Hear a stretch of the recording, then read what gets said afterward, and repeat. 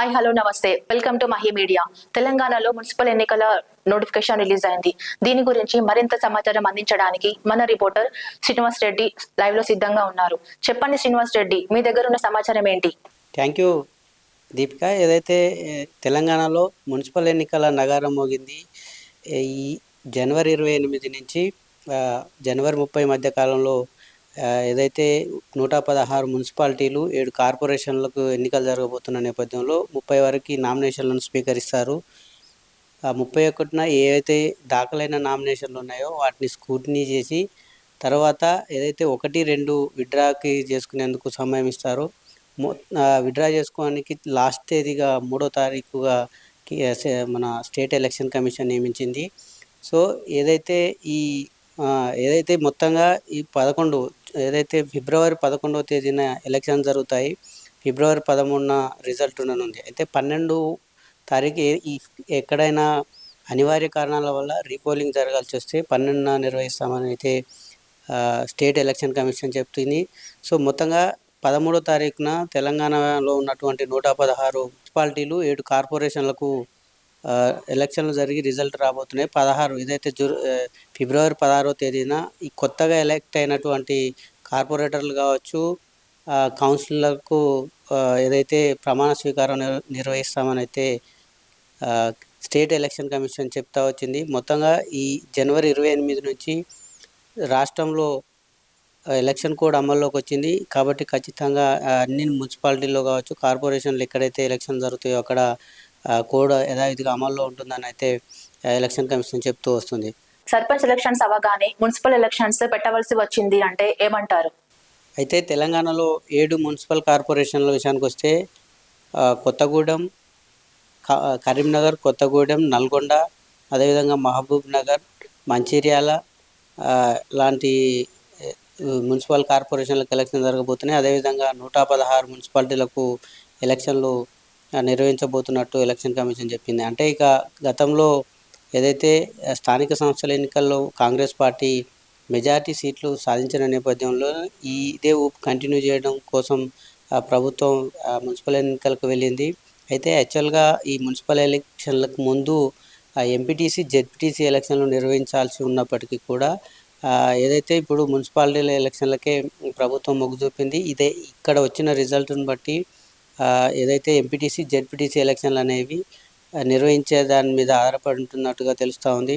మొత్తంగా చూస్తే ఈ రాబోయే ఈ మున్సిపల్ కార్పొరేషన్ అంటే ఇక్కడ మనం ఒకటి క్లియర్గా తెలుసుకోవాల్సిన విషయం ఏంటంటే, గతంలో బీఆర్ఎస్ ప్రభుత్వం 2023 వరకు బీఆర్ఎస్ ప్రభుత్వం ఉన్న నేపథ్యంలో 2023లో జరిగిన ఎలక్షన్లో ఏదైతే బీఆర్ఎస్కి దాదాపు అర్బన్ ఏరియాల్లో మాత్రమే ఎక్కువ సీట్లు వచ్చాయి.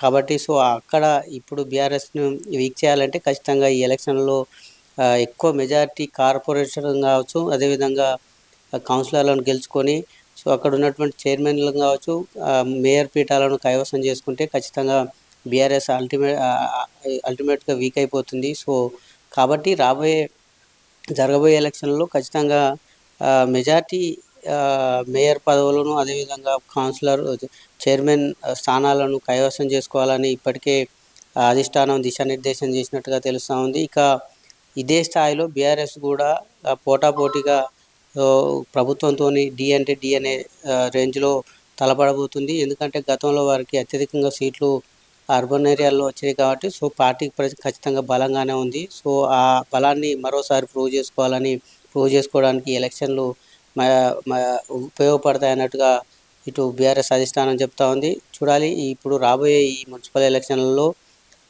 ఎవరికి ఎన్ని సీట్లు వస్తాయి. అంటే ఎక్కువ సీట్లు కాకుండా ఇక్కడ మేయర్ పదవులు అనేవి అత్యంత ప్రాధాన్యతంగా ఉంటుంది. ఇంతకుముందు నల్గొండ అనేది మున్సిపల్ చైర్మన్ పదవి ఉండేది. ఇప్పుడు దాన్ని రీసెంట్గా కార్పొరేషన్ చేశారు.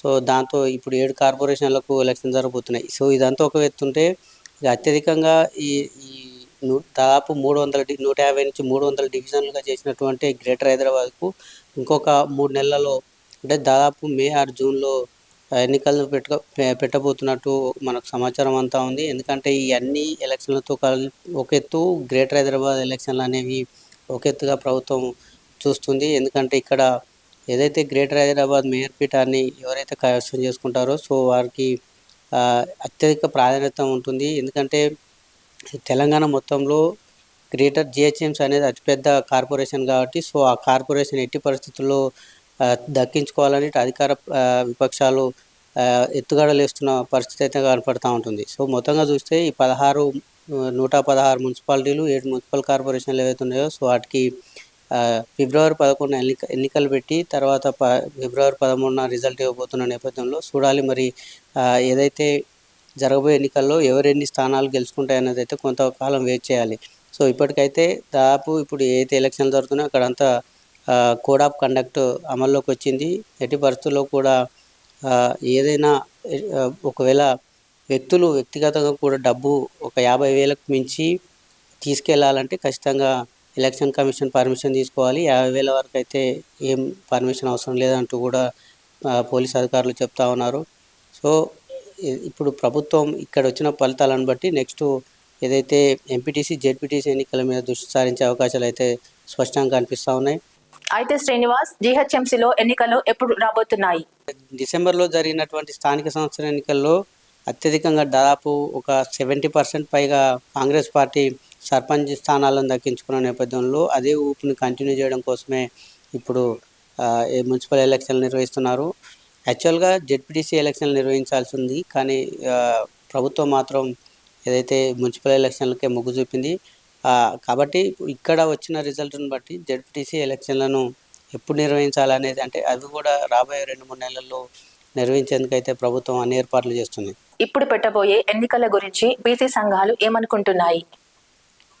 ఇప్పుడు జరగబోయే ఎలక్షన్లలో బీసీలకు కూడా దాదాపు 30% పైగా రిజర్వేషన్లు కల్పించినట్టుగా తెలుస్తుంది. యాక్చువల్గా 42% రిజర్వేషన్లు కల్పించాలని ప్రభుత్వం నిర్ణయించినప్పటికీ అది రాజ్యాంగబద్ధంగా సాధ్యపడతలేదు కాబట్టి సో 30% పైనే వారికి రిజర్వేషన్లు కల్పించారు.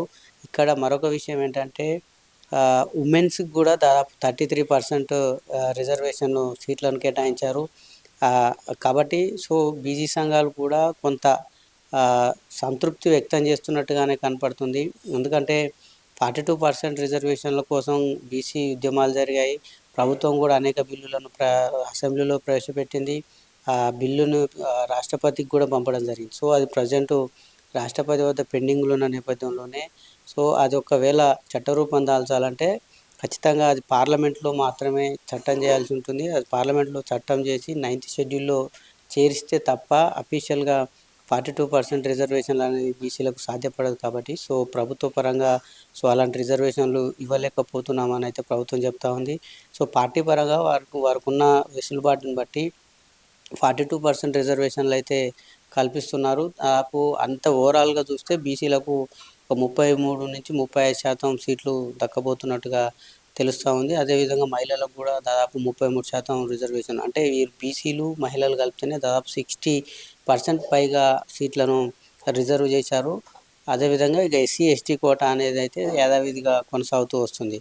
సో ప్రభుత్వం సంకల్పించినప్పటికీ కూడా అది ప్రభుత్వ పరంగా సాధ్యపడదు కాబట్టి పార్టీ పరంగా అనేక రకాలుగా బీసీలకు రిజర్వేషన్లు ఇచ్చారు. దీని ద్వారా బీసీల నుంచి కూడా అంతగా వ్యతిరేకత ఏం రావట్లేదు కాబట్టి సో కొన్ని బీసీ సంఘాలు కూడా సానుకూలంగానే ఉన్నట్టుగా తెలుస్తుంది. సో దీని ద్వారానే ప్రభుత్వం ఎన్నికలకు వెళ్ళబోతుంది. వచ్చిన దాన్ని బట్టి కొన్ని చైర్మన్లు కావచ్చు, కొన్ని కార్పొరేషన్ మేయర్ పదవులను కూడా బీసీలకు రిజర్వ్ చేసినట్టుగా ఎలక్షన్ కమిషన్ చెప్తూ వస్తుంది. Thank you Srinivas. ఇది ఇప్పటివరకు ఉన్న అప్డేట్. మళ్ళీ కలుద్దాం.